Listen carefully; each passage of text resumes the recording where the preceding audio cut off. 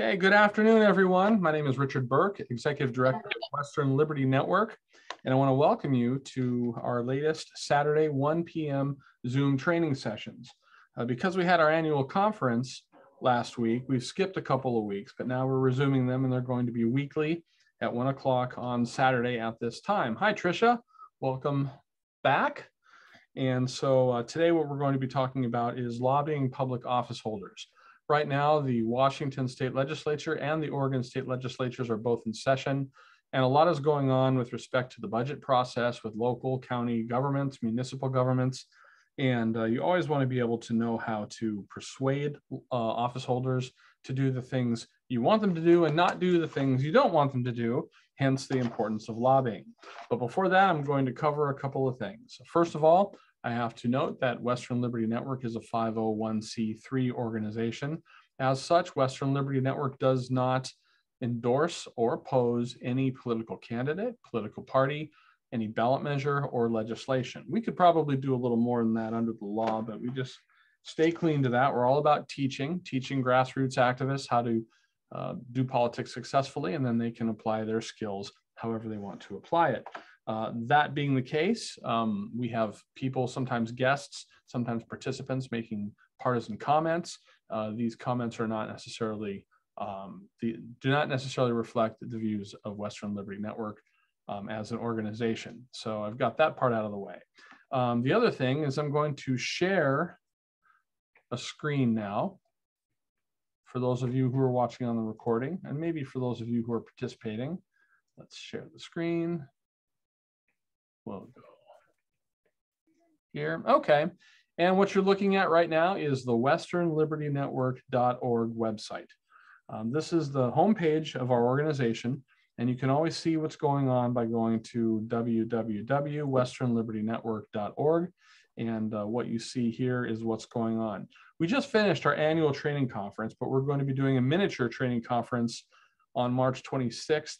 At the Running Wild Resort just outside of Klamath Falls. And so this tells you about those events, things that are going on there. And if you're going to be in the Klamath Falls area, you can register. It's only $39.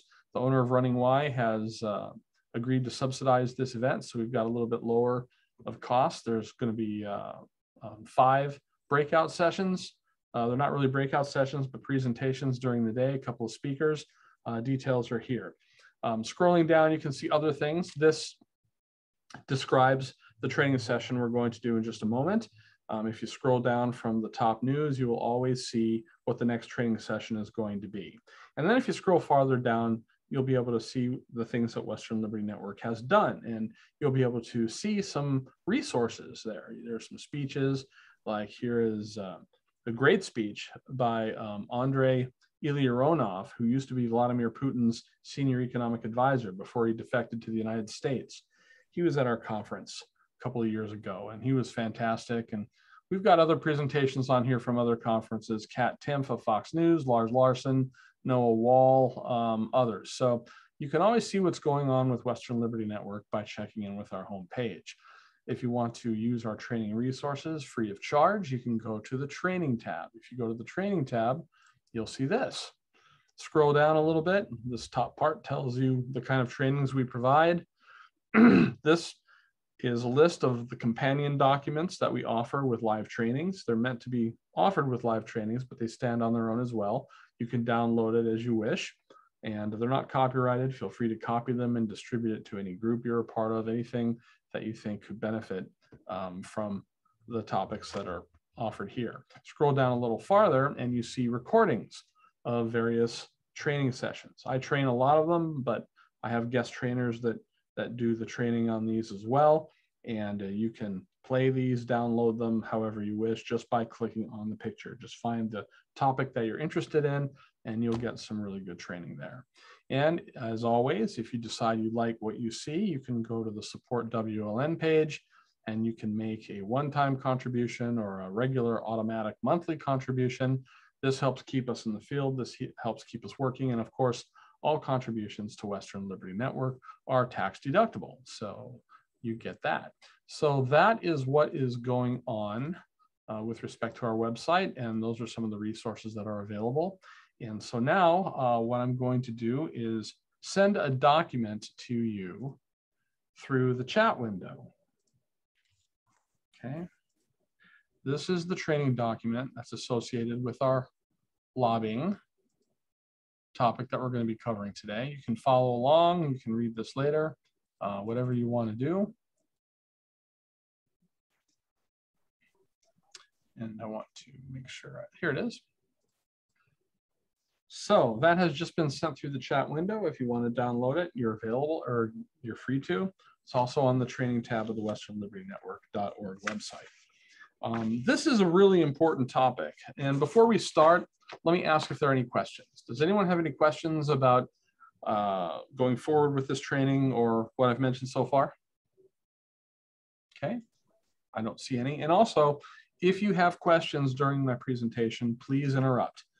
Go ahead and unmute your own microphone. We've got, including myself, we've got 7 people here. That's a manageable group. So if you want to speak, just unmute your microphone and pipe up. And if your microphone isn't working, like in Victoria's case, just send something through the chat window and I'll be happy to answer your questions on the fly. And if you have comments or things to add, please feel free. I love it when this is an interactive conference. So a lot of people don't know what lobbying really is. And lobbying is nothing more than simply persuading somebody to do something. If I want to borrow my dad's car keys when I'm 16 years old and I'm giving him reasons why he should let me drive, I'm lobbying my father. If you are trying to get a tax increase stopped, or you're trying to get another bill passed, you're lobbying if you're trying to persuade somebody to do something. And so that's what lobbying is. And citizen lobbying is one of the best ways to impact legislators. It is really easy for an office holder, and it's not just legislators. It can be city councilors, county commissioners, mosquito control board, whatever it is. But this is one of the best ways to persuade somebody to do things, because you're dealing with people eye to eye. And it's a lot harder to say no. It's a lot harder to brush somebody off. If you write a letter, it's good. People don't write a lot of letters, actual writing, putting them in the mail anymore. When you do write a letter, they do get some attention. A lot of people send emails, but it's really easy to go delete, delete, delete, delete, delete when a staff member maybe has 200 or 300 emails to go through that day. They might glance at it, they might not. The legislator or the office holder may see it, they may not. Faxes, faxes used to be ignored, but they're so rare now that when one comes through, people actually, shoot, we got a fax. And they look at it out of curiosity to see what it is. So, faxes can sometimes be effective. Phone calls are great. They're interactive. If you can actually reach your office holder on the phone, you might have a chance to do it. But none of these are as good as going to your office holder's office, making an appointment, and looking at them eye to eye. So if you are interested in impacting anything, it's good to have this skill. So, hey, excuse me. Yes. So I was wondering, it seems like there's a lot of lawmakers that have their minds made up about things already. Mm-hmm. Is there a way to tell, whether or not it's worthwhile to talk to them about an issue? Yes. First of all, let me say that there are 2 scenarios. One, they're persuadable, one, they're not. In the case that they are not persuadable, it is often still worth lobbying them. Even if you do not convince them to vote your way on that particular issue, this is a chance for them to get to know you. This is a chance to build a relationship. You can ask questions about things, find things that you have in common, issues that you agree on. So even if you aren't able to work with them on this particular issue, you may discover things that you can work together on in the future. And that speaks to building a relationship.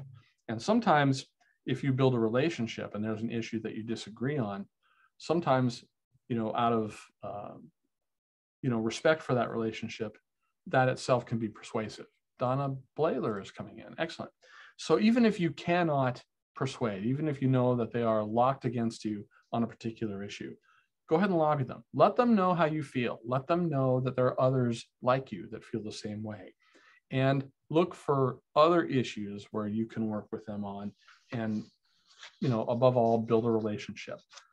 Politics, more than anything else, is about relationships. And if you can build one, it's worth doing, even if you can't convince them on a particular issue. Does that help you? Yeah, thank you. Okay, sure. Then there's the time when you can persuade them. Once in a while, in a private meeting, if you bring something up to them. Once there was a legislator whose name was Ted. He's no longer in office. He was in the state Senate. And what he wanted to do was, tie down and confiscate wealth of fathers who had not paid all of their child support. And naturally, I'm for fathers or mothers. It's more rarely mothers, but I'm all in favor of people paying their child support. But one thing that he didn't think about was that some of these fathers and some of the mothers had second families. And so if you were taking money from one of them, if you were seizing funds or assets from one to go to some kids, that's good for those kids, but for the second family, it's not good. So the bill needed to be adjusted to account for those things, so you didn't effectively pit the interest of one set of kids over another set of kids. He hadn't thought of that, and he said that he would rework the bill, and that bill ended up not passing. I think they did something in subsequent legislative session that I did not track, but it stopped the bill. If you can bring up something that they hadn't thought of before, you can sometimes change their mind. If you can bring some political calculus into play, you can sometimes change their mind. Sometimes they won't tell you that you've changed their minds. They won't say, gosh, I had it all wrong. You're right. You've convinced me. That almost never happens. But the way it comes out is if the bill you're lobbying on gets to the committee, your legislator might say something like, Mr. Chairman or Madam Chairman, some things have come to light that I had not yet considered, and so I would like to study this bill further. So I'd like to table this bill for a future committee meeting. Okay, if that happens, you've persuaded them. Because a lot of times if a bill gets postponed in work session, it never sees the light of day again, or maybe it'll pass, depending on how persuasive you are. So even if they don't tell you that they were persuaded, sometimes there are ways to tell. Excuse me, that's a long answer to your question, but it was an excellent question. When you're lobbying, it's important to remember, do not simply show up at a office holder's office. That happens a lot. Citizens, I'll see them milling about the floor when I was working in the Senate, and they will not announce themselves, not make an appointment. They'll just pop in and say, is my legislator in? And expect to see them. Now, if they're lucky, a legislator, if they're there, will make time for them. But I'll tell you, a legislator's time, especially during session, is extremely packed. They've got every minute of every day filled up. And if they let you in without an appointment, unless you're very lucky, you're disturbing someone else's time, or you're keeping the legislator from doing something that they wanted to be doing while they were meeting you. And it's bad for your cause because it's disruptive to the lawmaker. It adds to the lawmaker's stress, and they might be smiling and being very polite to you, but what they're really thinking is, how do I politely get this person out of my office so I can get back to what I was doing before? I need to have this done by 3 o'clock or whatever it is. So it's important not to just show up at a lawmaker's office. Make an appointment, always make an appointment. And for God's sake, when you make an advance appointment, make sure that you are on time. Better yet, be 5 or 10 minutes early. You might get 15 minutes in a typical appointment if you're lucky. You want all of those 15 minutes.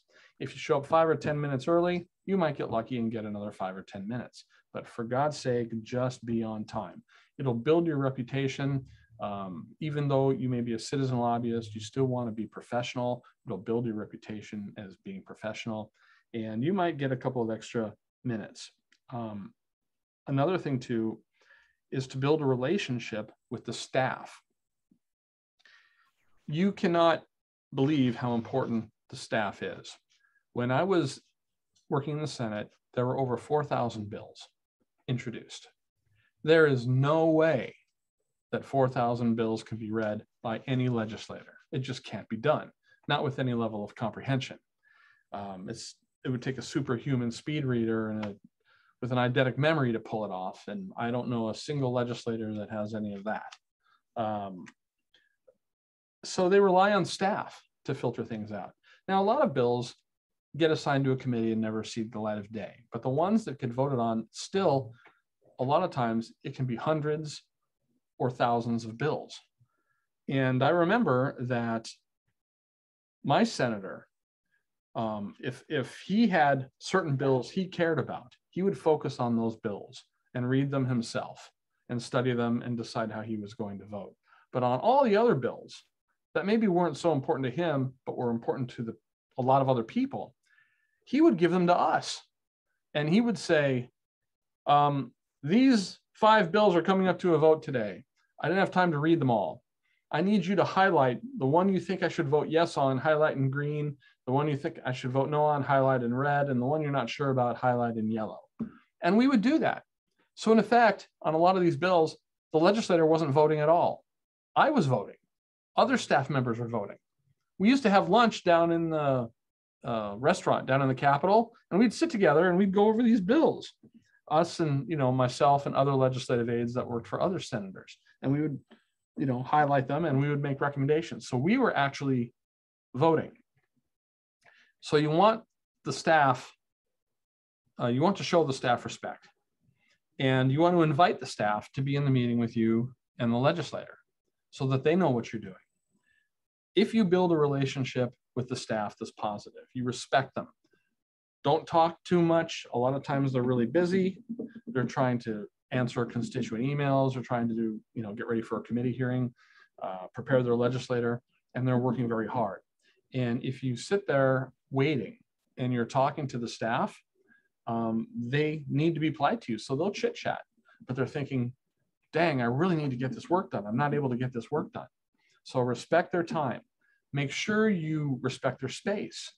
I remember the Oregon Education Association had a couple of lobbying days, and people would come in and they would ask if they could get an appointment. And if the person says, well, we don't have anything till next week, they would literally come around the desk and look at the screen and see if they were lying or not. And of course, that just cheeses off the staff. If you cheese off the staff and you get a reputation as a problem person in their minds, you're going to find it's really hard to get an appointment. If you call, they're just going to say there just isn't any time. If you call and say, I really want this bill, they might be predisposed not to like it. But if you respect them, you respect their time, you brief them as well as the lawmaker, you invite them into the meeting with you and the lawmaker, they're going to think, wow, this person actually respects me. They know that I have a brain and that I care about these things. And they're going to like you. And a lot of times in politics, whether you get what you want or not, simply depends on whether or not a group of people in power likes you or not. Yeah, I can squeeze you in. No, I can't squeeze you in. It might be determined by whether or not they like you or whether they think you're showing them the proper level of respect. Staff are very powerful. They're the gatekeepers. And just make sure that you treat them very well. Also, when you are there, look sharp. Always look sharp. By sharp, I don't mean suit and tie. Business casual is fine, and you're okay. But look what you've done. You haven't even met the legislator yet. Okay, but what you've done is you have made an advance appointment. You have shown up on time. You are dressed business casual. Jeans, a nice shirt, a blouse, something like that. That's fine.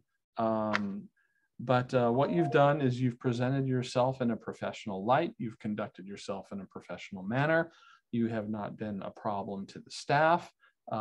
This starts you off on the right foot before you even shake their hands. One thing that's very important is if you get into a discussion with a legislator on a topic that you disagree on, or the same is true with staff, or if you get into a conversation while you're out waiting. Always be polite and professional, even if you are angry. Do not allow yourself to get goaded into losing your temper, calling someone stupid, calling somebody a name. I've seen all of these things happen. And if you lose your temper, you're done.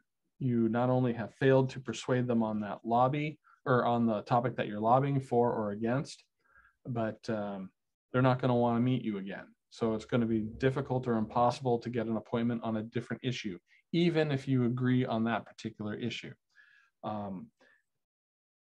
In politics, the person who loses their temper is always the loser,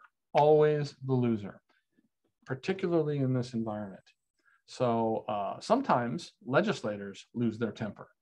They say, you don't care about poor people. You're discompassionate, whatever it is. I've seen legislators lose their temper with constituents. And if that happens, and if you do a lot of lobbying, eventually that will happen. Just do not take the bait. Do not respond in kind.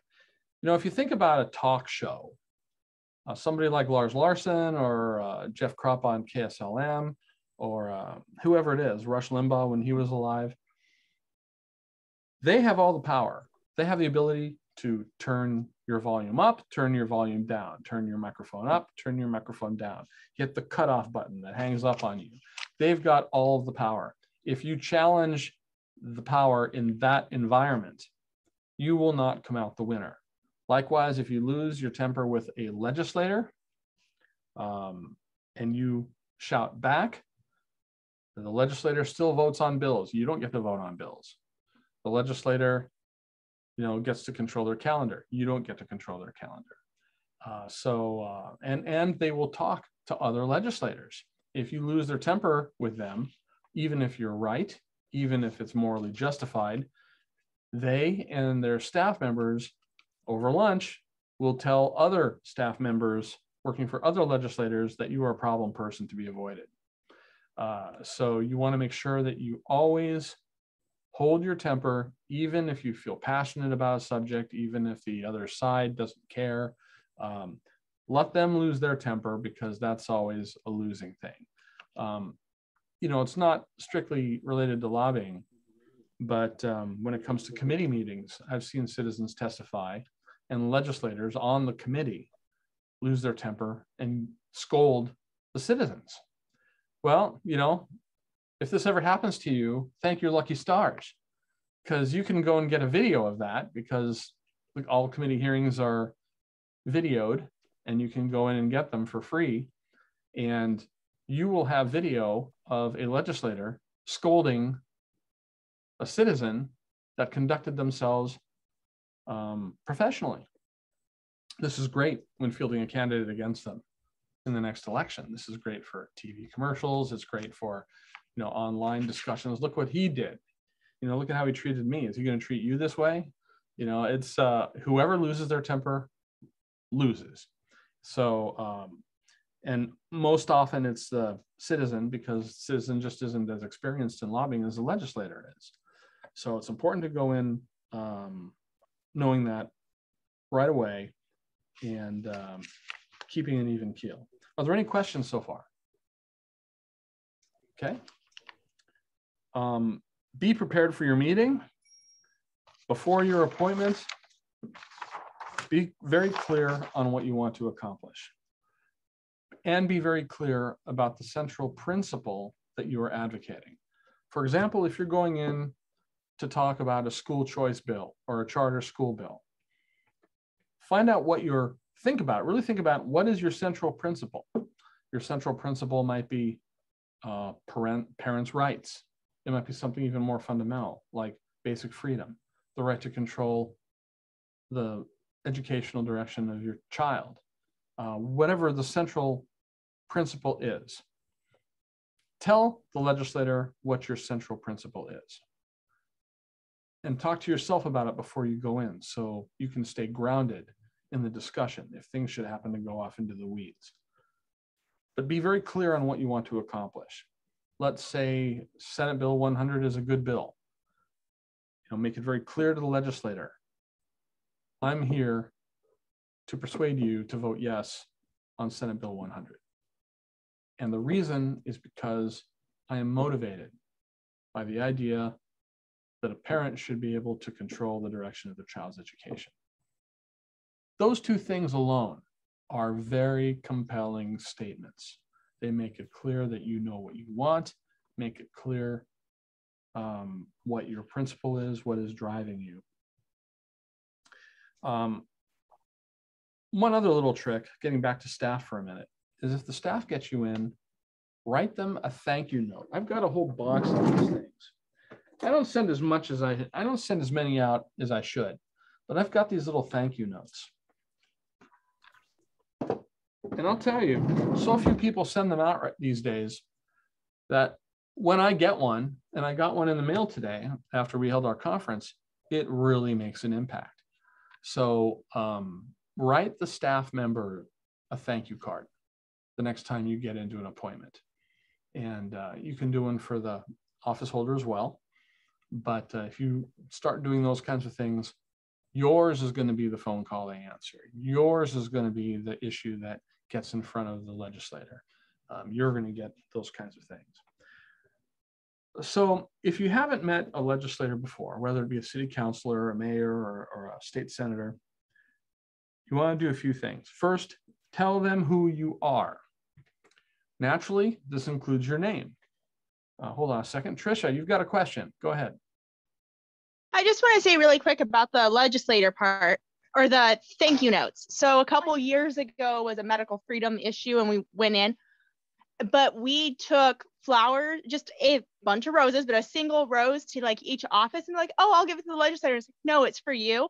Yes. The look on their faces was like, oh my gosh, like they were genuinely shocked and thankful, because people don't think about them, even though they're doing as much work, if not more, than the legislature. Yep.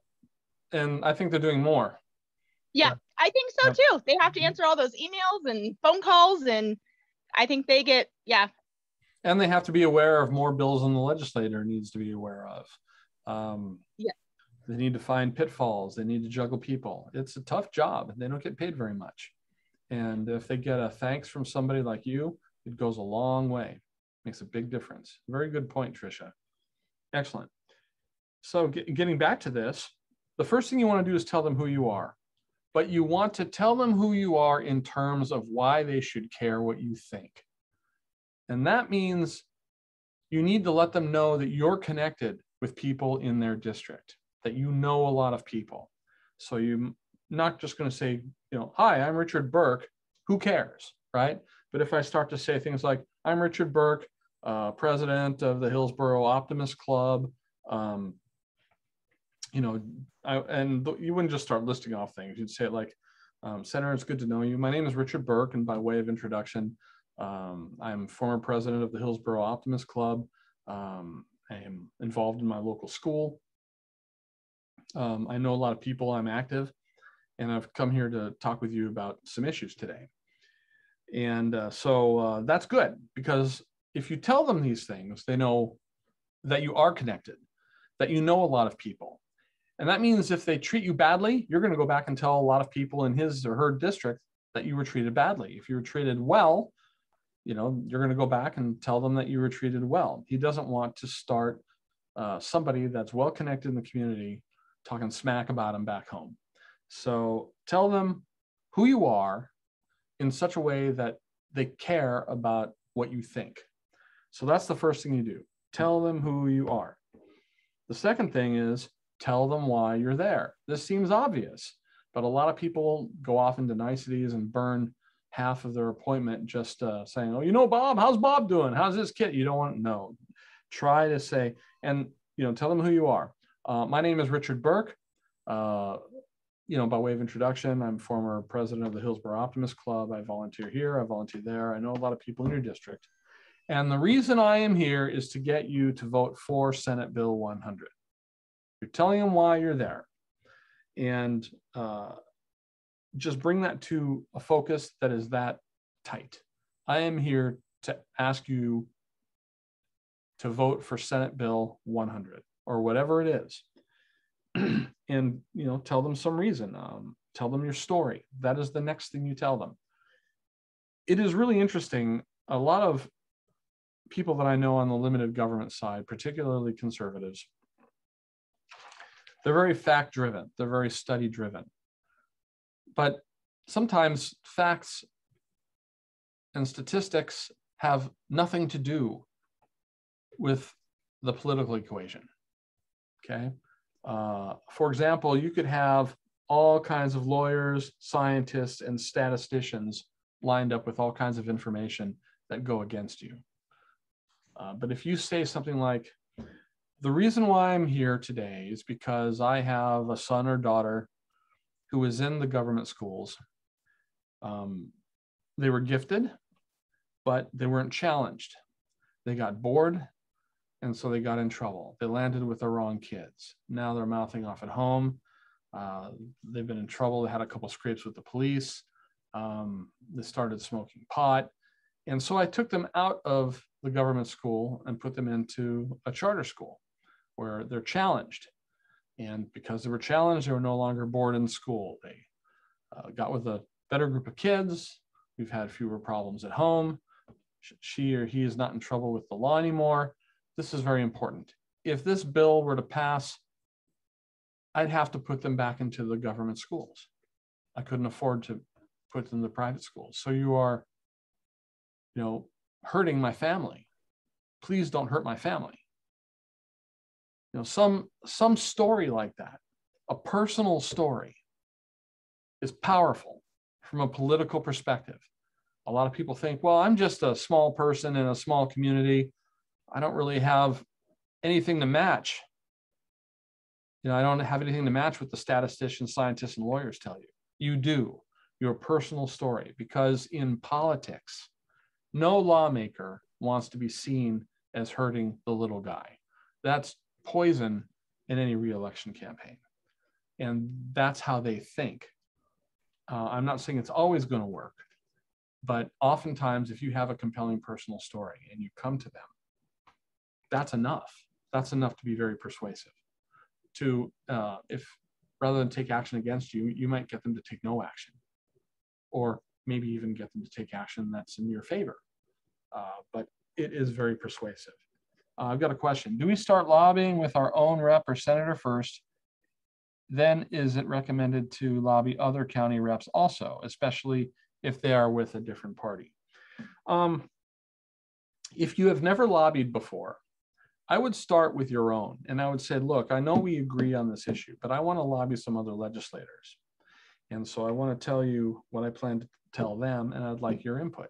Get some input from them. And they might tell you, oh, your time's better spent with this one than that one. So I'd start with this one first and get to that one, you know, later. And I might give you other tips. So don't say that. Or yes, say that. That's a good idea. Or I've got something you could add to your mix. I mean, it's good to get some advice with a sympathetic legislator first. Now, if your legislator disagrees with you, you might want to start with another legislator that's not in your district, but one that you know agrees with you. And just tell them, look, I want to lobby. I want to be a citizen lobbyist on this issue. And I'd like to have a quick meeting with you, tell you what I'm going to tell them, and maybe get some tips. And, you know, they might say, well, let's do it now over the phone, or come on in, when are you available? I mean, whatever it is, if they're a friendly legislator, they'll meet with you eventually. And so do your best to accommodate them, because no matter how busy you are, unless you're another legislator, they're probably busier than you.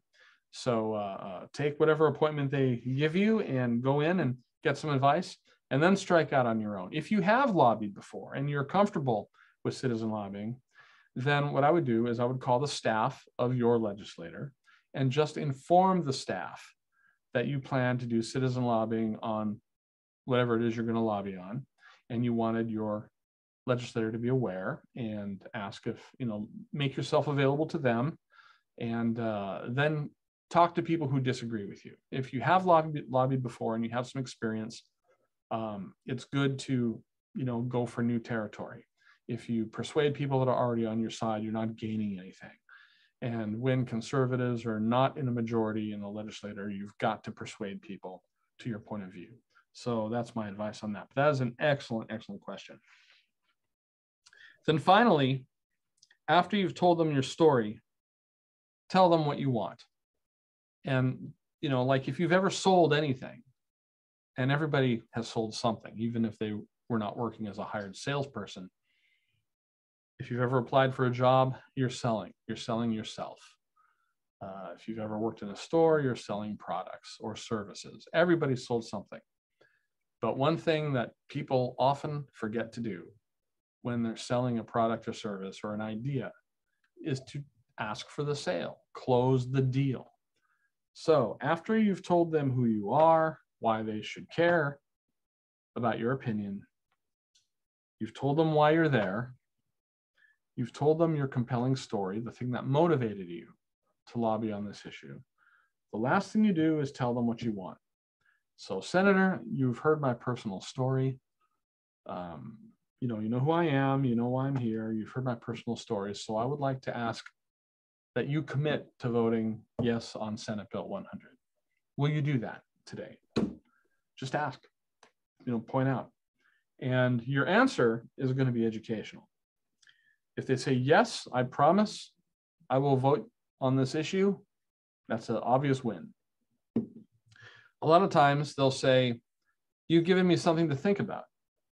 I'm not going to commit at this time, but I'm going to think about this very hard and I will let you know.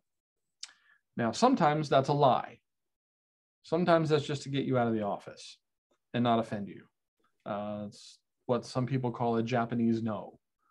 Because I guess when people do business with Japanese business people, it is kind of a violation of their culture to give an outright no. A Japanese no is when they say something like, well, we will study this and we will take a look at it in the next quarter, whatever it is, something that's oblique.